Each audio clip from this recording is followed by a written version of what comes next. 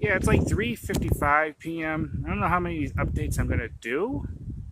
I mean, I know there's places in Florida that's getting a lot worse than I am with Hurricane Helene.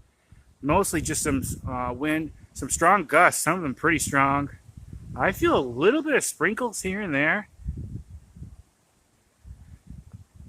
Just wanted to show the how it's blowing the trees around. Might not show as much on camera, but definitely more than usual.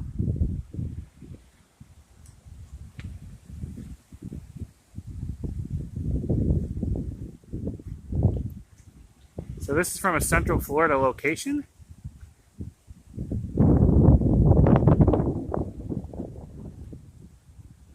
And the clouds up there are moving pretty fast.